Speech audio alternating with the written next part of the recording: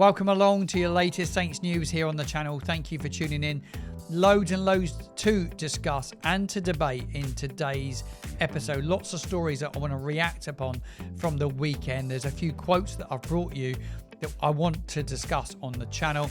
I also want to reflect upon Cameron Archer's shock omission from the matchday squad on Saturday. The £15 million striker was dropped the weekend. It's not been spoken about loads, but I want to cover Archer in numbers since he arrived at Southampton. What next for Cameron Archer? That will be the final piece on today's show. We're also going to be looking at the quotes made by Oriol Romeu. He made his long-awaited return to Southampton at the weekend. That was obviously spoilt by that 97th minute Milwall winner. Tonda Eckert, he was speaking with the BBC and the Daily Echo, and he has been speaking about the pain and how the players need to learn from that defeat at the weekend. Joe Aribo, he's under massive scrutiny from the Saints fans at the moment. We are going to talk a little bit more about him and what Tonda Eckert had to say about Joe Aribo. We're going to cover all of that in today's news show here on the Football Martin channel. Talking about the Football Martin channel, if you are new here, make sure you do get involved and subscribe to the channel. It's totally free to have a YouTube account, and it's a Google account, and to become a subscriber. Once you're subscribed and you've got a YouTube account, you can get involved in the conversation below. You don't need to be a subscriber to make comments, but I love it when people get involved in the community, because the community is absolutely huge. So make sure you do get yourself an account and get yourself in the comments box below. Smash a like on the video, would make a massive help. So if you are watching and you're tuning in before this show gets underway, please hit like on that video, because it does help the outreach of this channel. And like I say, by subscribing, around 80% are not subscribed that tune in. Insane. It would massively help me by subscribing to the channel. Right, we'll kick off with Oriol Romeu. He made a bittersweet return to first team action at Southampton at the weekend. His second debut at the club, and it was a long time coming. I think we were all looking forward to it for many, many weeks. It was overshadowed, obviously, by that 97th-minute winner from Milwall, and he will be disappointed with the result, and he was. He went on to say it was a tough afternoon. We scored a great goal to make it 2-2, but in the end, we got nothing, he told the Daily Echo. It's hard to say it was nice because we lost in the last minute, but he did go on to say that he will need game time to get his best form. Today was one step. I'm looking forward to taking more steps and helping the team consistently. He wants to be consistently helping the team. They need to get him some behind closed doors friendlies ASAP. Bearing in mind that he'd only just come into training a week ago, I actually don't feel he was ready to play the weekend. I don't think he was quite there. And you can see that from the tackle that he went to make for the final goal. He didn't quite make it. Not quite there. Not quite at the races early doors. And the league is a brutal, brutal league. He's going to be a massive asset to us. But please get him some behind closed doors friendlies. Get him up to speed as quick as we possibly can. And he will be an asset. And we will need him. There's no doubt about that. We do need leaders. And that's my biggest disappointment from the weekend. When he come on, we conceded 2 goals. Not his fault. We'll talk about Joe Aribo and the scrutiny that he's under very shortly. But he will be a good addition, Romeu, to this Southampton squad. Tonda Eckert was speaking with the BBC Radio Solent team, Adam Blackmore, and he went on to say that the squad must take lessons from the heartbreak at Millwall. You can't win every game, but if you don't win, you shouldn't lose it. That was a saying from Dave Merrington when he was on BBC Solent as the co-commentator. He's speaking about that a lot. He would always say, if you can't win it, don't lose it. Unfortunately, we did. We let that late go in. Eckert said it hurt. Well, it absolutely hurt. I was there as a Saints fan like many others, and it hurt every single one of us in the fan base. It was not a nice defeat to take. Defeats are not nice to take, certainly when they're late in a game. But the interim boss did praise the players for fight when they went a goal down, which they did, and admitted Millwall's momentum proved decisive, and it did, didn't it? They were putting so much pressure on our goal. We need to grow from these moments and find ways to bring games over the line. And that's my biggest criticism from the weekend. The game management, once we got back into it, was absolutely atrocious at that stage. We just didn't control the game. And even when you got a few more senior players on the pitch, it looked an absolute mess for long periods of that second half, really, in general, but certainly late in the game. Give me all your thoughts about the game management in the game. The substitutions will take a lot of scrutiny and a lot of people talking about the substitutions. They weren't great, were they? And a lot of people saying that one of those in particular cost us the game. I don't actually think it was all down to Aribo that we lost the game, but it definitely had an impact. There's no doubt about that. There is no doubt about that. The substitution for Aribo wasn't great. We'll talk about that now because he's still searching to make any impact in our season. He struggles to look like a player that looks fit. He has made no real contribution this season whatsoever, and it has puzzled. And a lot of supporters are questioning some of the comments that the interim manager did make at the weekend, because he said that he has been happy with Aribo and his contribution so far. And maybe he's just protecting the player by saying this. I don't think for 1 minute he's saying this and he actually means everything he's saying it. Well, surely he doesn't, because he must be watching a very different player to what I watched at the weekend and what any Southampton fan watched, because he didn't show anywhere near enough. I said that in the player ratings show. It wasn't anywhere near good enough from the highest earner. We've been very critical as fans about Aribo's performance, but Eckert said, I am very happy with Joe. He has been excellent every time he came on, and he's in very good shape. I don't get that at all. I do not get that comment at all. I don't think that is a very strange one. I think that one was made to the Echo, I believe. I read it in the Echo, but what a bizarre comment to make. I think it is the first mistake the manager's possibly made in the media, because I think he's probably not reading the fan base, that's for sure. And if he hasn't done so, it's probably best to get a bit of a feeling for it. But Aribo made 37 appearances in the Championship, and he was a big player for Saints. He was an important player for Saints, but he didn't offer enough at the weekend. And I think the fans will be a little bit angered by the fact that he's not put a shift in. Many were accusing him of not running. Many were accusing him of not looking after the ball and not closing players down. And inevitably, we lost the game because we weren't all at it as a unit. We weren't all on the same page. Obviously, fans are annoyed at his performance, and they're going to be when paying fans pay a lot of money to go away from home, and players don't give 110%, or it doesn't look like 110%. He may have been given 110%, but he didn't look like it. So he is going to take a lot of criticism, Aribo, and I still think he'd get game time. I still think he'd be involved. No, there is no doubt that he would have been in a massive limbo in the summer. He probably wanted out. Will still didn't want him. We're a little bit lightweight in midfield at the moment, a bit short, so he's been brought back into the squad. Nobody wanted to take him for loads of reasons. Clubs didn't take him for a lot of reasons, by the way. Huge earner on a lot of money, and he wouldn't have got the money he's getting at Southampton. It was reportedly before the relegation around £70,000 a week. Take a 40% pay cut. He's still on a huge amount of money if that is the case, if he's got a relegation clause, which he will do. But no transfer move materialised for Joe Aribo. Contract runs out in the summer, but you just want him to be professional. Eckert spoke about him being fit. I don't think he looks fit. And a lot of fans said to me, I thought he looked overweight. That's your opinions, not necessarily my opinions. This is coming from fans that joined me post-match on the channel at the weekend, were questioning his physique as well.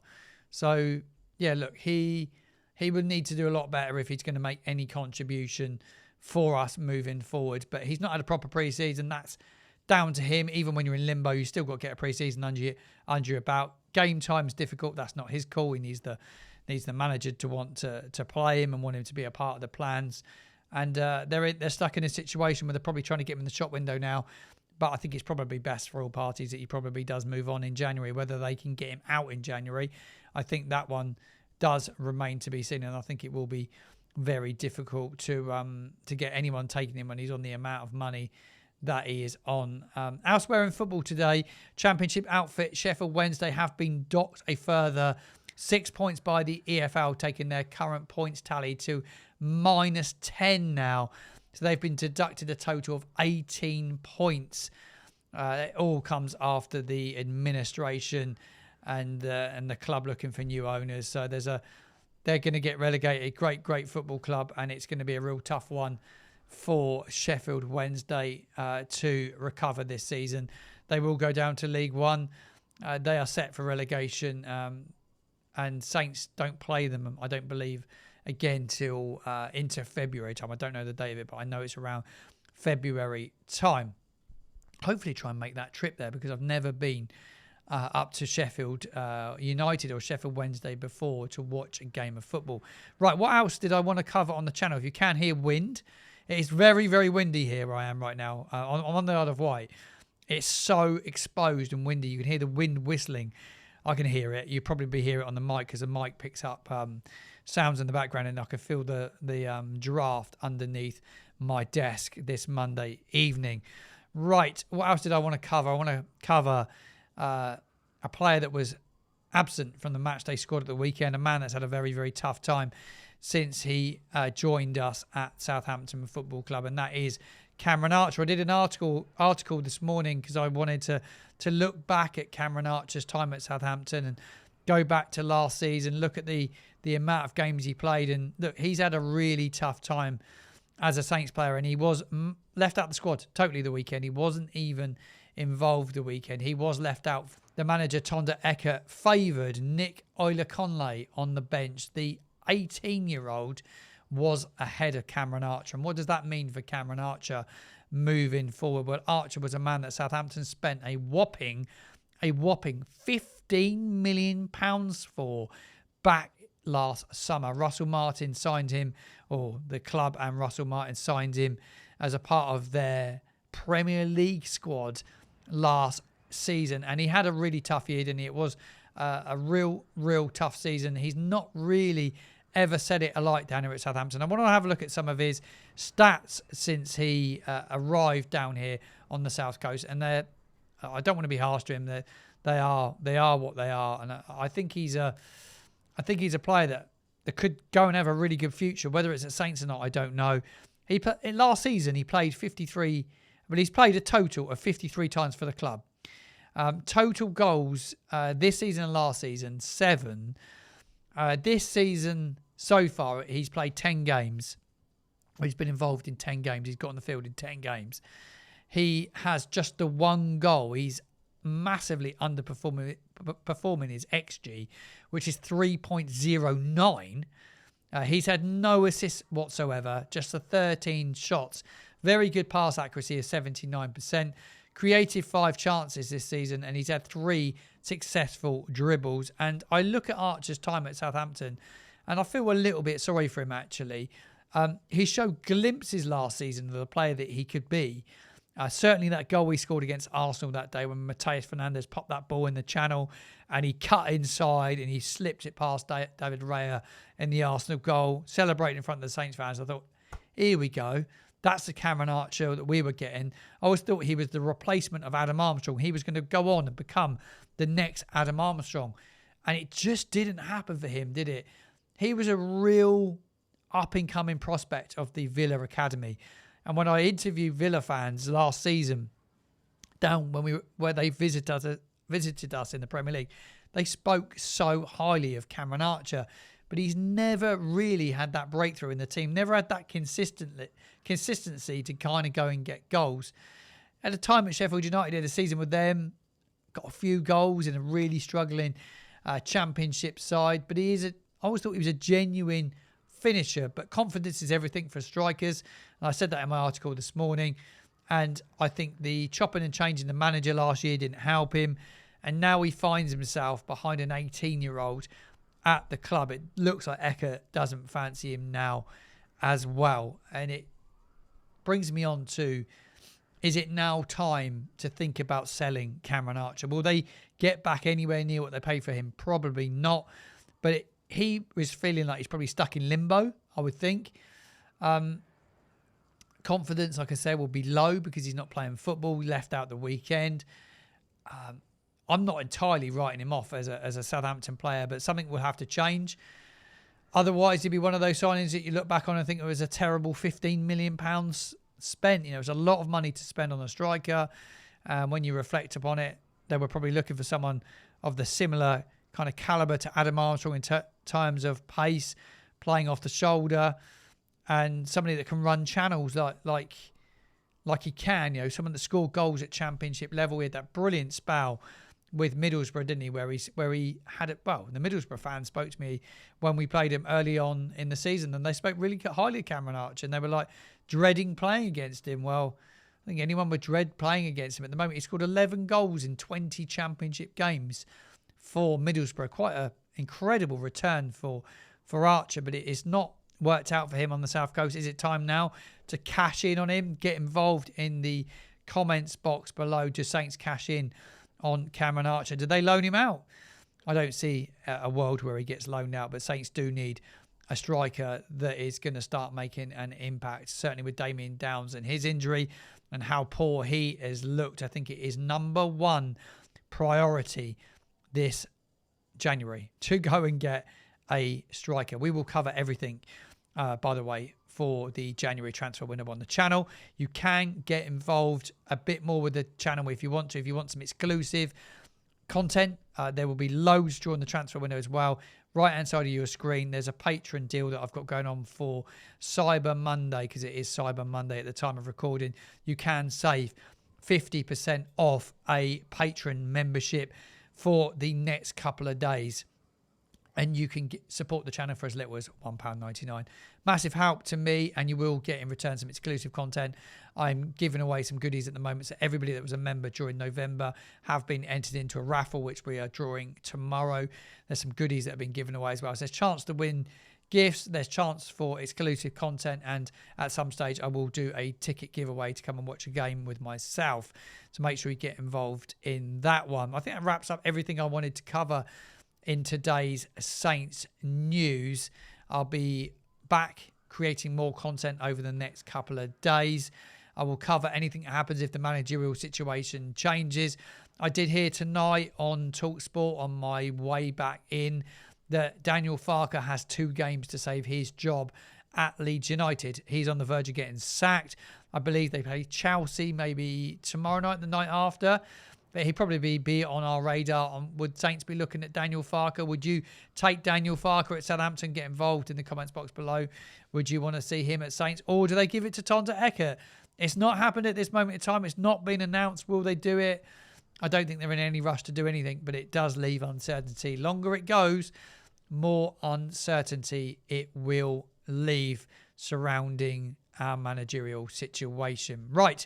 I'm going to wrap it up there. I'm going to call that it for today's show. Thank you very much for tuning in. I will do a live broadcast actually on YouTube this week, so stay tuned for that. I will advertise it in advance, so keep an eye out for that one. Take care. Enjoy your Monday. I'll see you soon.